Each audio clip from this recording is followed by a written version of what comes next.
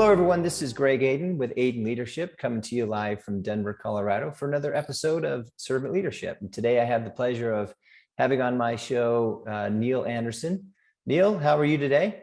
I'm good. Thank you. Glad to be here. Terrific. You have a very impressive background, educational leadership, Bible Institute. Tell us a little bit about what you do today and tell the audience why. Why do you do what you do, Neal? Yeah. So I have two main things that I do. I still work in higher education and some leadership roles, administrative roles.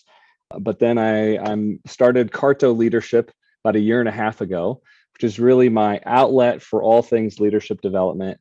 I serve young professionals, emerging leaders, really because of the gap that I see in younger leaders stepping into their first management roles, those first roles where they have people underneath them. And my love for students has just sort of spurred me into this space to try to equip those young leaders to have some of those basic skills their first go around. The first thought I had when you said that is God bless you. Because I believe if we don't start leading differently for our future leaders, if we don't start parenting differently, dare I say, the young leaders are not going to be any different than what they've been led by in the past 20, 30, 40 years. And I can tell I'm a generation north of you. So let's bring where you are and where I've been. And I'd really like to understand a little bit more about why. Why are you focused on the younger generation or students, as you said? You know, first of all, I love that demographic. I find them to be creative, ambitious, eager, willing to learn, good question askers. So I enjoy them as people. And then really, secondly, I find that a lot of people get promoted into their first position of leadership because they were good at a particular skill. You know, you got an awesome sales rep, they get promoted into a management role, which is a whole different skill set. But we assume that because people are good at one thing, they're going to be great at leading people. And as you know, that's not necessarily the case. And so all of a sudden you have a great person who's just, they're floundering, they're feeling incompetent, and some very basic, simple things can go a long way with those young leaders to realize they're going to have to tap into some different parts of their experience. And I get excited about the impact that I can have on a young leader's life that hopefully pays some dividends over time in their experience of really leading well and creating a culture with the people they get to lead. So yeah, it's a fun group to work with. Absolutely. And you said question asker. I love that. One of my things, and I look for in great leaders, is the ability to be curious or curiosity in general. And I think you'd agree, Neal, that as when we were young, 7, 8, 9, what was the question we asked over and over and over? It was, why? Why? Tell us some of the examples of the organizations, if you wished, that you're working with and how you're serving them, and tell us all about by the way, CARTO. Where did you get CARTO from? You know, I'm in Colorado like yourself, and so I look out at the landscape, the terrain. I love the mountains, so I took the word from cartography, the art of making maps. And I view leadership as an opportunity, not just to say, here's how you go from point A to point B, but how do you navigate the terrain? Things might be different. You know, hiking in Colorado in the spring looks totally different from the fall.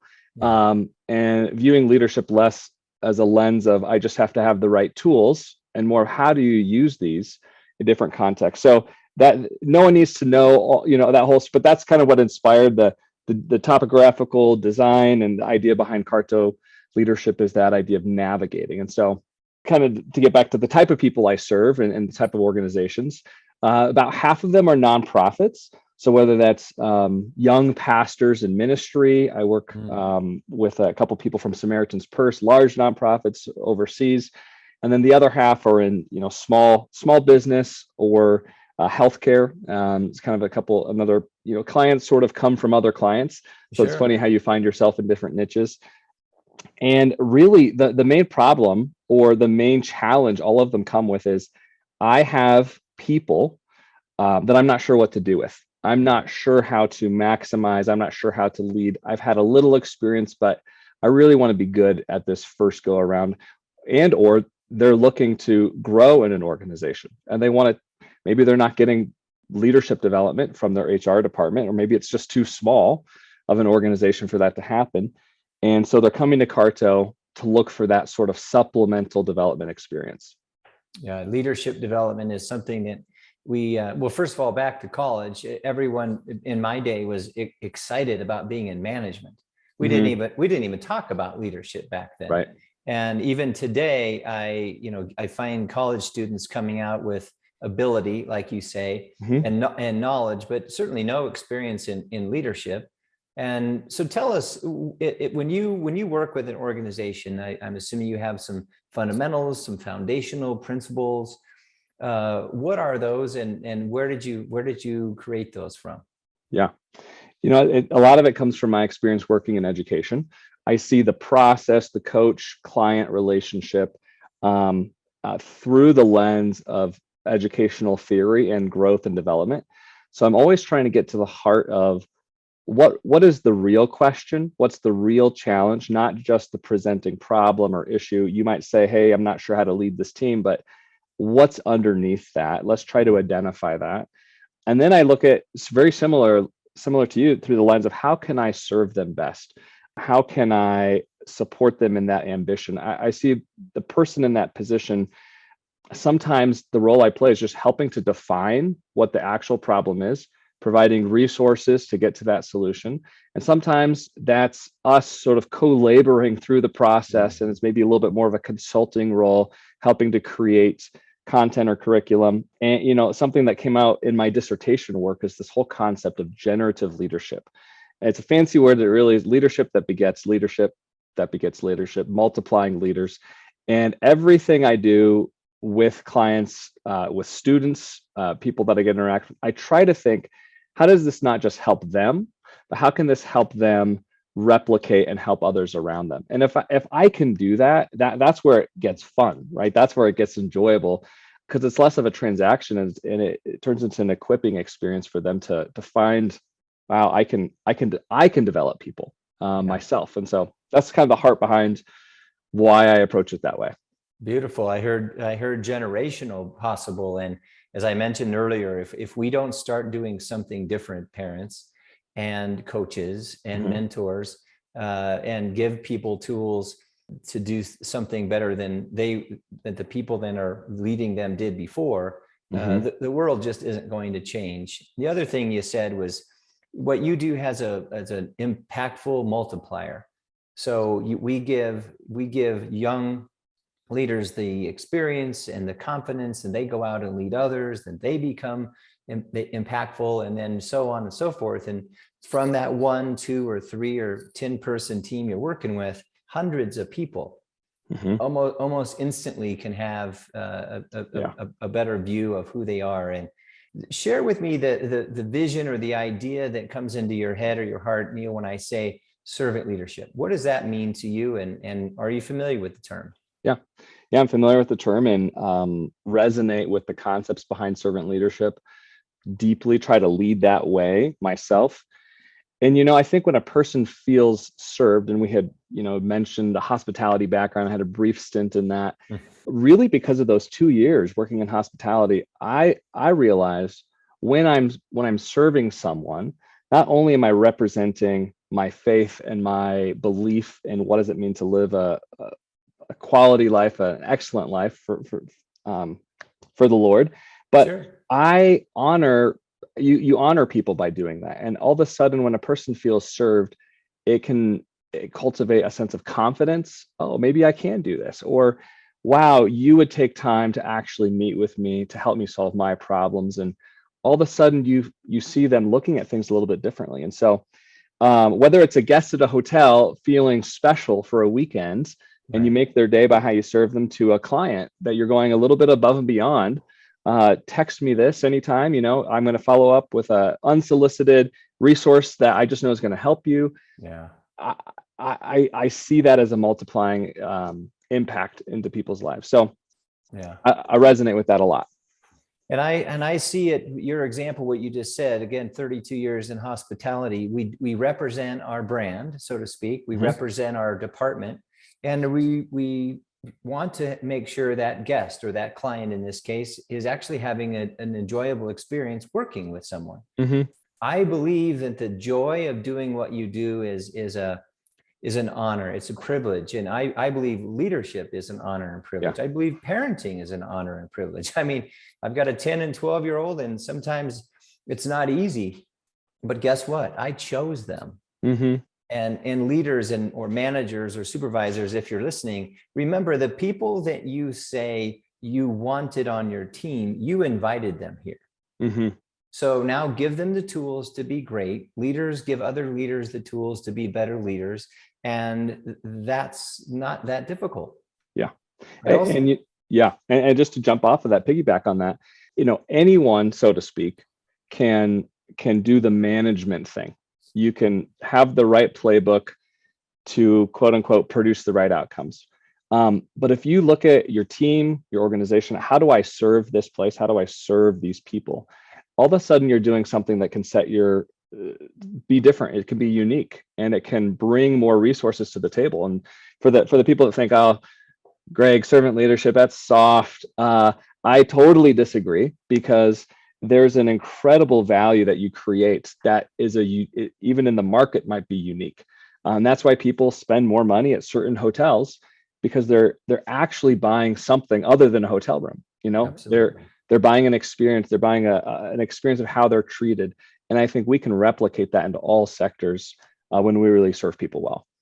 Well, there's a belief in that hotel, that brand, that location, that leadership team. And Neal, when you walk into an organization, you can sense leadership, you can sense organization, you can sense efficiency, and you just know if this is a well-led organization, this is a cleanliness issue, or et cetera. Talk to me a little bit about mentorship. Mm-hmm. Who has mentored you along the way, Neal, and who might you give credit to just from bringing up the question? Yeah. Well, there's two men that come to mind that played two different types of roles. So I had a gentleman by the name of Steve, who is a therapist. Not that I saw, but that was his profession. I had a mutual friend working for him, and all of a sudden he reached out to me and said, hey, how about we meet for 1 year and we go through something really intentional, this particular book. I think it would benefit you, your family, your marriage. And he sought me out, and that was kind of an unusual experience for me.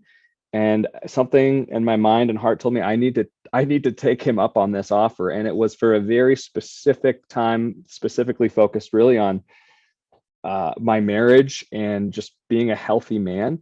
Sure. So I give a lot of credit to him. And then another man by the name of Greg Thornton, who I sought out. He was a person I deeply respected in a former organization I worked with. He's in the executive team. And I just thought, if I could learn how he got to where he got and the principles he lived by, if I could just have coffee with him every once in a while. He was so gracious with his time, answered all my questions. And to this day, I keep in touch with him as just a figure that I deeply respect. And what I learned from meeting with him is the value of coming with questions, the value of coming with an agenda to learn. And it just opened the table for great discussion. So, yeah. And now we're back to curiosity. We're back to here's Greg making himself available. But I guarantee you, if you didn't come with some interest or curiosity, he would say, I'm not doing all the work here, Neal. Right. Again, here's that beautiful cycle. Mm-hmm. So let's end our conversation with this question. Neal, what would you tell a young leader, someone who just graduated school or got through grad school, has worked a few jobs? Obviously, most of us work through school, and they're embarking on their first opportunity to lead or be in a big organization. What would you tell the young leaders so that they can become better leaders as quickly as possible? Yeah, I'd say a couple things that come to mind right away. You have to be intentional with your time. You have to be intentional with what you want to go after. So no one's sitting around thinking, "And this is a great person. Let's just move them up to the top."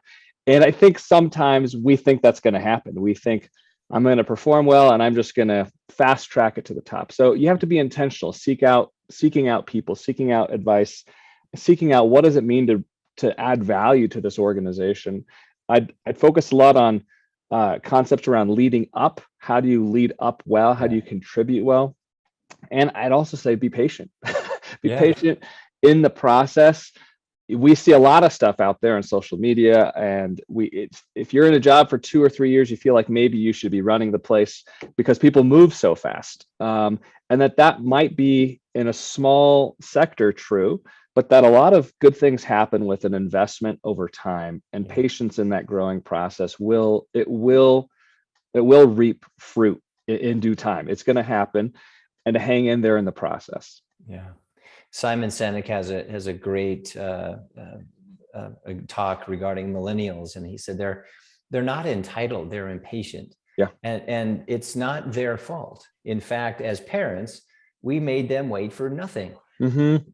And so when they wanted something, they snapped, and mom, dad, whoever was right there to give it to them. And again, that was just what it was. Yeah. But guess what? When you get to organizations, you do need to ask questions. You do need to come prepared. You do need to be curious and have patience. I love that. And the other one, a word I love is intention. And you use it right from the very beginning. What is it that you want? How are you going to get there? And what are you willing to do to get there? And leading up, a lot of people can't wait to be a boss, but they need to have the respect and the patience to ask the questions. And how did their leader become a leader? They just might learn something. Yeah. And I mean, that begs the question, where does influence come from? We know it doesn't come from a title or a position. No. It can come from day one as you live out those values, as you're consistent in the things you're going after. John Maxwell says consistency compounds. And I love that. Just a patience in the process, adding to whatever you can, doing your best, that intention, that focus. And I think young leaders can find that's going to be recognized. Maybe not in a time frame we always think, but it will be recognized, because if you're really serving your organization well, people will recognize we need these people to continue to invest here. How do we take care of them and move them into great positions? Well, you said it, Neal. Focus on creating value. What are you doing that's valuable for the organization? And at some point, they'll say, your leadership and your value in the organization is forcing us to move you into a position where you can have more impact, more influence. But on the other side, if you're not valuable and you are a pain in the you-know-what, and you don't care, a good organization can say, we'd rather do without this position than have you in this area. So, Neal, you just have so many great things to talk about. I love the fact that you're focused on the youth. I tell you, I believe there's a huge role for more men and women like you to put yourself out there and say, hey, I'm for those people that are a little younger. Yeah. Thank you for serving the people that are just getting started. And I'm assuming you work with colleges and universities and maybe even talk pro bono for high schools. And I believe we need to do more of that. I really do. Thank you. Well, thank you. I appreciate that. It's a joy to get to do that kind of work, and just a pleasure to be on your show today and having a great conversation. I really enjoyed it. Neal Anderson, thank you very much for your time. He owns CARTO Leadership. And if I were a young leader, I'd be calling you. So again, thank you. Right. Thank you. That ends our episode for today. And remember, be kind, be considerate, go out and do something kind for somebody over the holiday season, not because you have to, but because you want to. This is Greg Aden with Aden Leadership. Thank you for tuning in. God bless.